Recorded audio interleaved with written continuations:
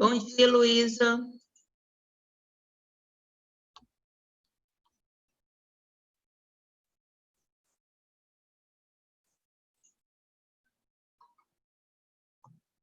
Tá me ouvindo, Luísa?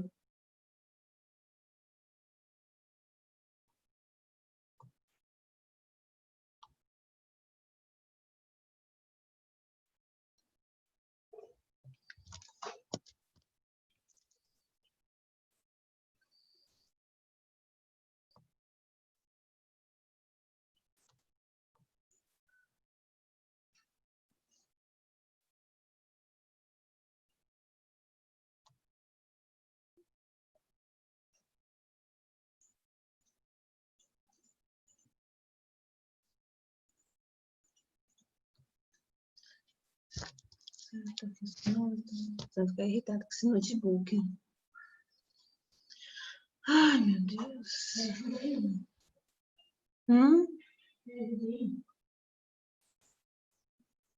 Não, porque eu tenho a impressão que o som do meu notebook está com defeito. Oi, professora, bom dia. Eu tinha entrado pelo computador, mas não dava tanto para te ouvir.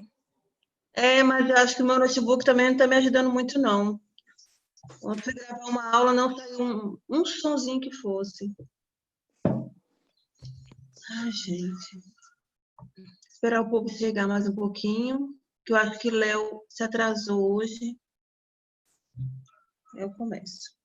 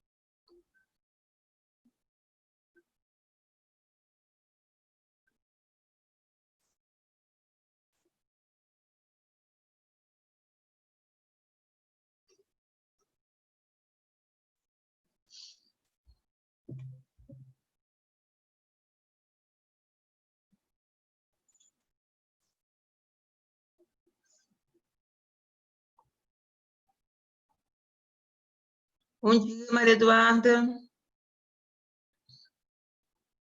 Bom dia, professora.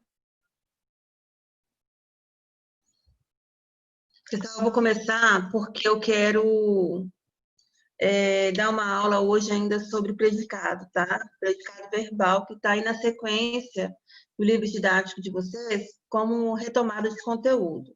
Então, mesmo sendo um conteúdo simples, eu quero revisar, porque eu vou enviar uma atividadezinha para vocês depois, para a gente concluir o segundo trimestre, e eu vou incluir esse predicado, tá bom? O predicado verbal. Então, pessoal, se eu não me engano, eu parei ontem, eu terminei a página 6 do livro didático, né? O volume 3, capítulo 9. Isso, é o capítulo 9. E aí, na página 6, eu concluí a questão da letra A, né? Que diz, em sua opinião, a explicação do passo a passo funcionaria utilizando-se apenas as fotografias ou somente os textos? Justifique sua resposta. Então, isso aí seria uma análise pessoal, né? Vocês teriam que analisar se somente a figura dariam para vocês o suporte comunicativo necessário para poder realizar a composição dessa horta, ou se o texto solitariamente também serviria. Então, basicamente, é uma resposta pessoal, tá? Em tratando-se do gênero cartilha, tanto um quanto o outro se faz importante. Então, nós não poderíamos eliminar nem a parte escrita e nem a parte visual, porque a cartilha ela é composta justamente por esses dois itens, né? Pela linguagem verbal e pela linguagem não verbal. Então, a pergunta ela já é proposital, no sentido de fazer com que o aluno reflita e perceba a importância desses dois quesitos na construção desse gênero, tá? Eu acho que tem uma parte do capítulo, se eu não me engano, eu estava planejando ontem, e tem uma parte que vocês vão poder elaborar a própria cartilha de vocês, tá? Na produção de textos, vão poder elaborar uma cartilha. E aí vocês podem escolher um tema interessante, né? Um tema atual, e tentar compor aí essa cartilha, tá? Pessoal, lá na página 7, na letra B, está assim, olha. Nessas páginas, a cartilha ensina como montar uma horta em casa, por meio de materiais reutilizáveis. Tal orientação é indicada com o uso das linguagens verbal e não verbal, a fim de explicar cada etapa desse processo. Ok. Nos trechos a seguir, identifique o tipo de linguagem que está sendo utilizado. Então, pessoal, antes de qualquer coisa, sempre quando se fala em compor textos com os dois recursos, linguagem verbal e não verbal, eu tenho que analisar também o que predomina, tá? O que é predominante? Por exemplo, numa tirinha, numa historinha em quadrinhos ou numa charge, eu sei que a minha linguagem verbal, o visual, ele predomina sobre a linguagem verbal, sobre a linguagem escrita, tá? Então, eu preciso sempre analisar esses quesitos. O que está predominando ali naquele gênero? O que está predominando naquele texto? Essa é uma pergunta que eu gosto muito de fazer, tá? Porque eu preciso que você identifique que determinados gêneros, ele apela mais para a imagem do que para a escrita em si. Não estou dizendo que a parte visual, ela se sobressai ou ela está, né? A parte escrita fica em detrimento da visual, não é isso, tá? Mas eu preciso que vocês reconheçam o que predomina. Por quê? Porque dentro de um gênero textual, eu nunca vou ter uma coisa só. Mesma coisa é a narração. Dentro da narração, eu tenho uma descrição, por exemplo. Então, eu nunca tenho só um tipo de texto. Eu misturo. O pior erro que se tem é achar que um gênero textual ele é exclusivo e único e ele aparece de forma solitária, tá? Em todos os momentos. Não. Eu, por exemplo, já vi poemas narrando uma história, tá? Então, ele deixa de ser um poema somente e passa a ser um poema em prosa. Então, eu tenho que ter essa consciência de que um gênero ele nunca é único, tá? E aí, pessoal, analisando, ó, aqui na primeira figurinha, eu tenho escrito o seguinte: produção de alimentos.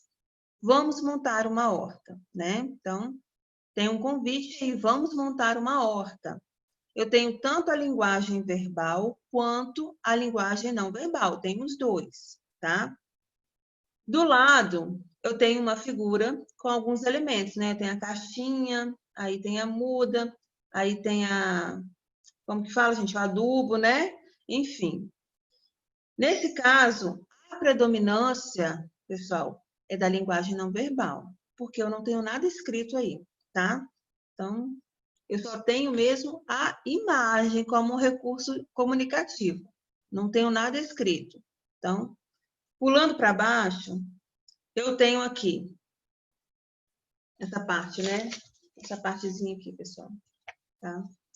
Aqui eu já tenho a predominância da linguagem verbal. Então, eu não tenho nenhuma imagem, eu não tenho nenhuma figura, eu não tenho nenhuma representação visual, eu só tenho a escrita mesmo. Então, aqui o que predomina é a linguagem verbal.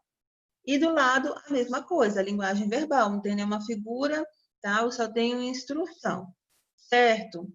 E aí, o que acontece? Quando eu analiso isso aqui, eu volto lá para o passo a passo, pessoal, que eu volto para a página anterior e eu analiso o passo a passo, que instrui a montar a hortinha dentro de casa, dentro da vasilha lá, eu percebo que eu preciso dos dois recursos, tá? Eu preciso dos dois recursos para eu conseguir compreender o que está sendo transmitido ali naquela cartilha, tá? Na letra C diz o seguinte: em sua opinião, existe associação direta entre imagens e palavras no texto? justifique sua resposta com um exemplo. Então, aí é a opinião de vocês, tá?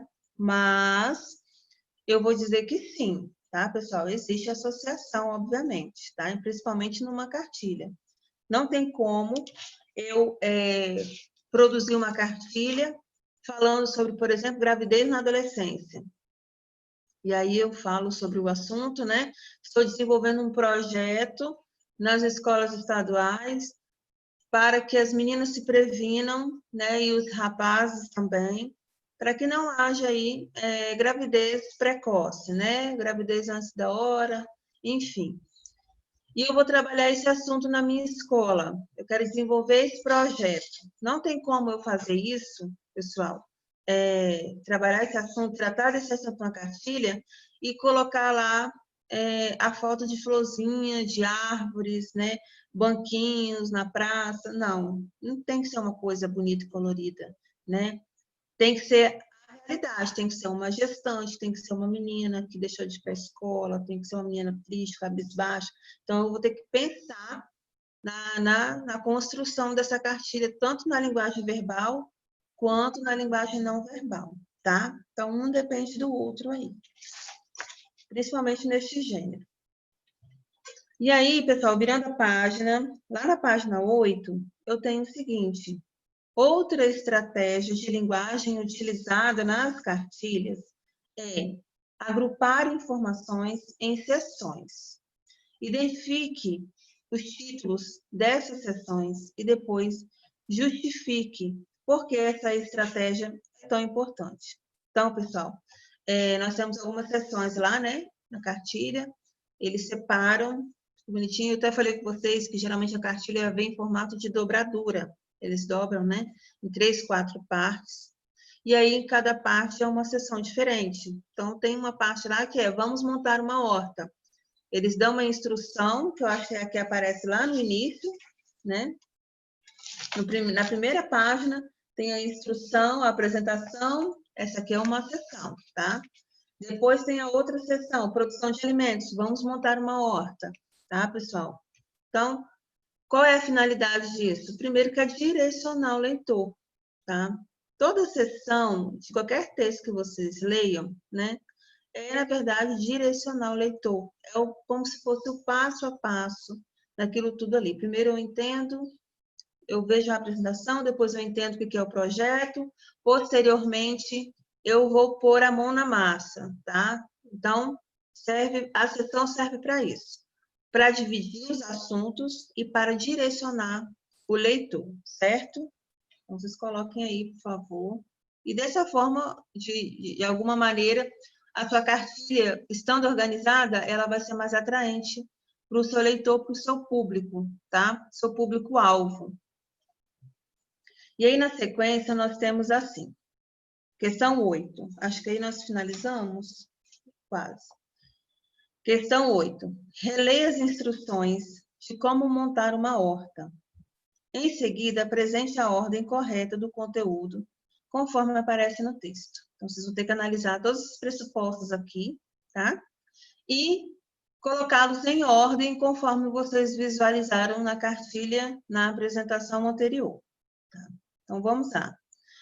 Bom, primeiro pressuposto aí, separar todos os materiais, deixando-os ao seu lado para facilitar o manuseio, tá? Que é aquela figurinha daquela linguagem não verbal, né? Que é essa primeira aqui, bonitinha, separar, né? Para fazer o plantio. E aí, a número 1 está lá embaixo, é o último pressuposto. Aí vocês coloquem lá, tá, pessoal? Depois, escolha o recipiente onde será montada a horta. Nessa etapa, é possível customizá-lo, caso queira. Então, primeiro pressuposto lá em cima. Na sequência, forre o fundo do recipiente com um saco de ráfia ou com manta de bidim. Em seguida, espalhe uma fina camada de argila ou pedras. Depois, coloque a argila para auxiliar na drenagem da água e manter a umidade da horta. Muita coisa para fazer. Depois, complete com terra preta ou fertilizante. Leve em consideração a altura a que sua planta chegará e faça buracos que sirvam de berço para sua muda. Coloque as mudas nos espaços preparados e feche os buracos com terra ou fertilizante. Ok? Por último não.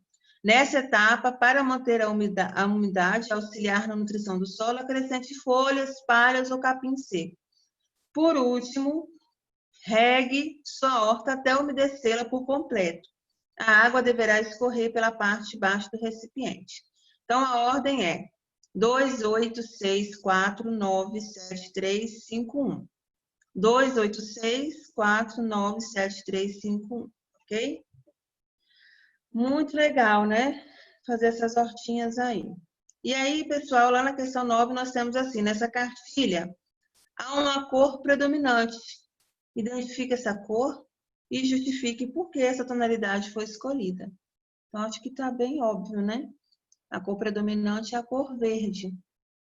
Então, você está falando de natureza, está falando de sustentabilidade, está falando de fazer sua própria horta em casa, obviamente que tudo isso te remete ao verde. Então, não teria como ser outra cor, tá, pessoal? É o trabalho do design gráfico, tá? Não sei se vocês já sentiram interesse nessa profissão, já pesquisaram a respeito, mas o design gráfico, ele não apenas desenha, ele cria, né, logotipos ou fachadas, não, ele vai muito mais além disso, né? Ele conhece as cores, então para você fazer qualquer material que seja impresso, você também precisa ter essa noção das cores, né? Por isso que eles levam para o design gráfico a capa de uma revista, porque sabe que ele vai saber qual a tonalidade que pode chamar a atenção, qual é, se aquele determinado assunto pede uma coisa mais radical ou uma coisa mais clean, tá? Então, é uma profissão bem bacana, tá? E tá em alta, hein, pessoal? E aí, na questão 10, nós temos assim, outra estratégia importante é o uso de diferentes fontes para os textos. O que justifica esse uso? Então, pessoal, toda vez que vocês virem um texto, não só numa cartilha ou qualquer material de divulgação, que tiver diferença de fontes, né, que são os tamanhos das letras e os seus formatos, tudo isso é para organizar o texto e, obviamente, chamar a atenção. Então, se eu tenho uma fonte um pouco maior, eu sei que ali estará o meu título. A fonte um pouco menor está me dando um informativo a mais, né? Está complementando o que foi dito no título. E aí o corpo do texto, ele tem que ter uma letra um pouco mais simples, mais apagada, né? E assim por diante. Então, a fonte, até quando vocês compõem trabalho, vocês percebem a importância de diferenciar a fonte da capa com a fonte do corpo do texto, tá? E aí, finalizando essa parte, na questão 11, né, da página 9, está assim. A cartilha é um texto instrucional e, por isso, faz uso de um modo verbal específico. Releia a página a seguir e observe como foram utilizados os verbos escolher, forrar, colocar e preencher. Em que modo foram empregados? Qual é a relação dessa escolha com o passo a passo da montagem da horta? Então, olhem aí, pessoal, dê uma olhadinha aí. Essa parte é muito importante, tá? Olha como os verbos foram empregados, né? Que modo verbal vocês acham que os verbos aí se apresentam? O que vocês acham? Quem respondeu? Eu sei quem respondeu, que já me mandou já. O que vocês acham? Você lembra o que é modo verbal, nono ano? Pode falar, não, professor, eu não lembro. Que aí eu explico rapidamente. Todo mundo aqui lembra o que é modo do verbo, modo do verbo. Não é o tempo, é o modo.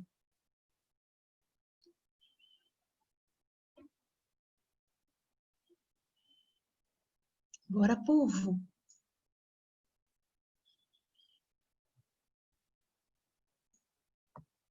Bom, que eu já vou passar para outra parte já. que é o modo do verbo no nono?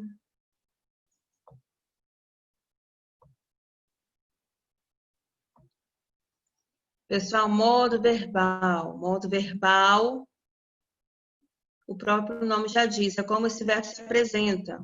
Nós temos 3 modos verbais. Nós temos o modo imperativo, nós temos o modo subjuntivo e nós temos o modo imperativo, subjuntivo e indicativo, tá? O indicativo é o primeiro que vocês aprendem. É aquele que me dá a certeza de que algo aconteceu, algo acontece e algo acontecerá. Então, se eu digo assim, João matou Felipe, João mata muita gente, João matará muitas pessoas.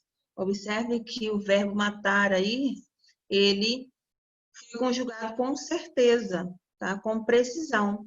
Aconteceu, acontece e acontecerá. Então, é indicativo, tá?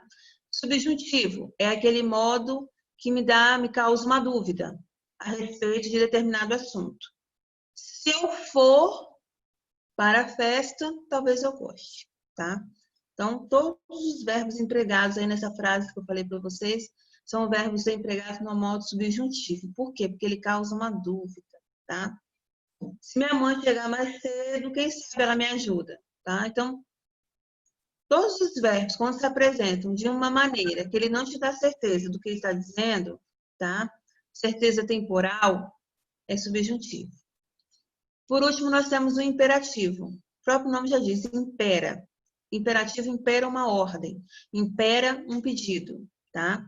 Impera um conselho. Então, nesse caso aqui, na questão 11 da página 9, os verbos estão no modo imperativo. Por quê? Porque eles estão te orientando, estão dizendo como tem que ser feito o passo a passo lá da plantação da horta, tá?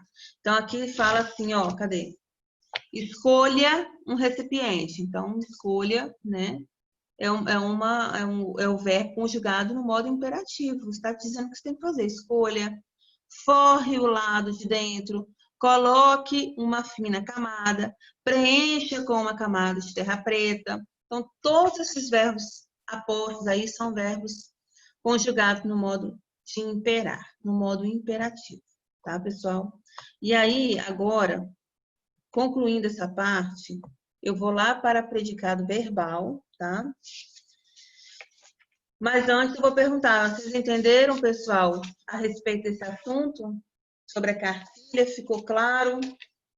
Ficou tranquilo? Alguma dúvida? Se tiver alguma dúvida, podem perguntar. Eu acho que nós até que evoluímos bem aí de ontem para hoje. Então, para dar tempo, eu vou explicar para vocês, vou fazer essa retomada de predicado verbal. Eu acredito que todo mundo lembra sobre predicado verbal, porque é um conteúdo simples, né? A gente começa a trabalhar predicado lá no 7º ano, com as crianças, e aí o primeiro passo é estudar os elementos, né? Os termos essenciais da oração. Quando se fala de termo essencial da oração, se fala daqueles termos que eu não posso retirar. Para uma oração existir, eu preciso desses termos essenciais, que são sujeito e predicado. Tá? Eu preciso do sujeito e eu preciso do predicado, certo? E aí, o que vem a ser o meu predicado? O predicado, ele é aquilo que eu falo a respeito do sujeito. Tudo que eu falo a respeito do sujeito é predicado. Então, Maria comeu o bolo inteiro. Ó, Maria comeu o bolo inteiro. Então, quem comeu o bolo inteiro? Maria. Então, eu sei que Maria é o meu sujeito. O que eu estou falando de Maria? Eu estou dizendo que ela comeu o bolo inteiro. Então, comer o bolo inteiro é o predicado de Maria, tá? É o predicado do sujeito, certo? É o que eu falo a respeito do sujeito. E aí, mais precisamente, nós vamos focar no predicado verbal. Nós temos 2, predicado verbal e o predicado nominal. E ainda temos um terceiro, que é o predicado verbo nominal. Só que o livro só pediu para nós retomarmos o predicado verbal. Só que não tem como eu falar de predicado verbal e também não passar lá em predicado nominal, porque senão pode ser que vocês confundam, tá? Então, o que é o meu predicado verbal? É aquele em que o verbo ele tem predominância na oração. Ele é um verbo de ação. Então, quando eu digo que Maria comeu o bolo todo, eu estou dizendo que ela praticou a ação de comer. Ela praticou uma ação, tá? Ela acabou com o bolo. Então, é o que de fato aconteceu, certo? Se eu digo que Maria é uma menina inteligente, nesse caso, a Maria ela não está praticando uma ação. Eu estou dando a Maria um adjetivo, eu estou qualificando a Maria, estou dizendo que ela é inteligente. Então, aí o meu verbo, que é o verbo ser, não é um predicado verbal, tá? É um predicado nominal. Presta atenção. Aqui eu coloquei para vocês alguns itens essenciais para que vocês entendam como que eu vou analisar um predicado verbal, tá? Ele é apresentação verbal, tá? Ele pode ser um verbo transitivo direto ou indireto, ou seja, aquele verbo que pede complemento. Ou ele pode ser também bitransitivo. Ele tem dois complementos, ele tem um complemento direto e um indireto, tá? Ou pode ser intransitivo, ou seja, a minha oração ela acaba ali semanticamente no verbo, tá? Eu vou mostrar para vocês como que vai funcionar. Olha esse exemplo aqui. A mulher comprou uma bolsa rosa, tá? Quem é o meu sujeito? A mulher, tá? Eu sei que ela comprou uma bolsa rosa. Meu verbo, comprou. Esse verbo é um verbo de ação, porque a mulher ela praticou a ação, ela comprou. Comprar é um verbo de ação, tá, pessoal? E aí, eu sei que quem compra, compra alguma coisa. Então, eu preciso completar este verbo. Se a mulher comprou, vão ficar assim, mas comprou o quê? Porque se ela comprou algo. Então, eu preciso complementar essa oração. Eu preciso complementar este verbo. Qual é o complemento? Uma bolsa rosa. Então, galera, quando isso acontece, o meu verbo, ele é um verbo transitivo. Se ele pedir um complemento, ele é um verbo transitivo, certo? E aí eu tenho que perceber o seguinte, ele é um verbo transitivo direto ou indireto? Se tiver preposição entre o meu verbo e o meu complemento, então é indireto. Nesse caso, é direto por quê? Porque entre o meu verbo e o meu complemento eu não tenho nenhuma preposição, tá? Fica a preposição de, do, no, na, em, para, com, por. Tudo isso daí é preposição, tá? E aí o meu complemento, eu costumo chamá-lo de objeto direto ou indireto, se ele for precedido de preposição. Nesse caso, não tem preposição, então é objeto direto.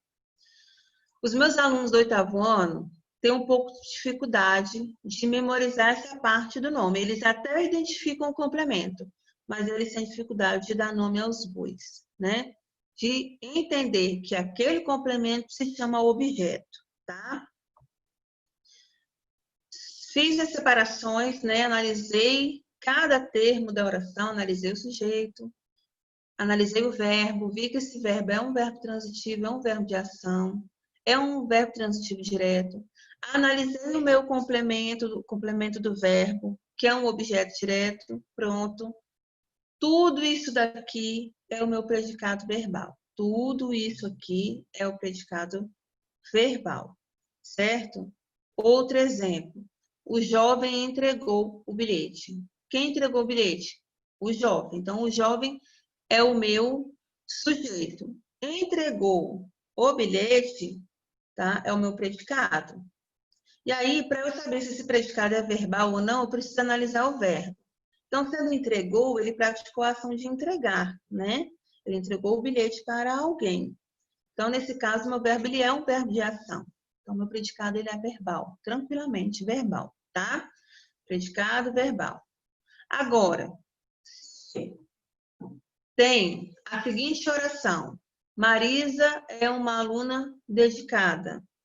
Verbo ser, pessoal, verbo ser sempre será verbo de ligação, tá? Marisa e João são alunos dedicados, tá? Verbo ser é verbo de ligação. Permanecer é um verbo de ligação. O vovô permanece internado. Ó, permanecer O vovô não está fazendo nada, tadinho. Está lá deitado, estático. Então, não tem como aquele verbo permanecer ser um verbo de ação, um verbo de estado, tá? Então, cuidado com esses verbos para não confundi-los. Se eu digo assim, José ficou triste, ou José está triste. Todos esses verbos aí, ficou triste ou está triste, são verbos de ligação. Por quê? Porque não tem uma ação envolvendo aquele verbo. Eu tenho ali uma situação de estado. Ele ficou triste, ele está triste. Ali no íntimo dele, ele está triste. Ou ele ficou triste, não importa. O sentido é o mesmo, tá? Quando isso aconteceu, o meu verbo, ele não é, o meu predicado, ele não é verbal, tá? O meu predicado é nominal, certo? Então, nós estamos estudando aqui, a nossa retomada é o predicado verbal. Só que para você entender o que é um predicado verbal, você precisa também identificar o nominal, certo? E aí, pessoal, logo na sequência, tem alguns exercícios aqui para vocês realizarem, tá? Aqui na página 9, tem bem explicadinho aqui o verbo de ligação, o predicado verbal, tá? Tá bem claro. E eu acredito que vocês vão conseguir fazer essa atividade aqui. Tem pouca, né? É a página 10 e 11. Então, façam essa atividade que depois eu mando para vocês a videoaula de correção, certo? E aí a gente conclui essa parte também. Na semana que vem, eu vou trabalhar com vocês a revisão de regência verbal, tá, pessoal? Então, eu peço, assim, encarecidamente para que todos estejam presentes na aula. Por quê? Porque quando se trata de regência verbal, envolve muitas classes gramaticais e envolve muitos termos oracionais, tudo junto. E aí você percebe que uma coisa puxa a outra e uma coisa leva a outra, tá? Então, não percam. E aí, eu também fiz uma aula explicativa, que eu acho que vai chegar na semana que vem, que é do planejamento da semana que vem, sobre regência e variação linguística, tá? Como que variação linguística envolve essa parte da regência verbal. Pessoal, não fiquem com dúvida nesse capítulo 9, em hipótese alguma, tá? É um capítulo muito importante, ele é imprescindível, porque tudo isso que vocês estão vendo aqui no capítulo 9, vocês verão no primeiro trimestre da primeira série do ensino médio, tá? Aliás, tudo que vocês estudarem daqui para frente, até dezembro, é o que vocês verão no primeiro trimestre do ensino médio, fora as outras coisas, tá? Então, é muito importante que vocês não levem esse tipo de dúvida, porque são conteúdos simples. Mas se você perde aula, se você perde a webconferência, se você perde as correções, alguma coisa vai ficando para trás. Tá bom, pessoal? Ficou claro aqui? Predicado verbal? Alguma dúvida? Não.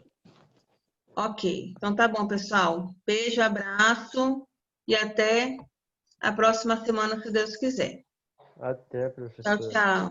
Bom dia para todos.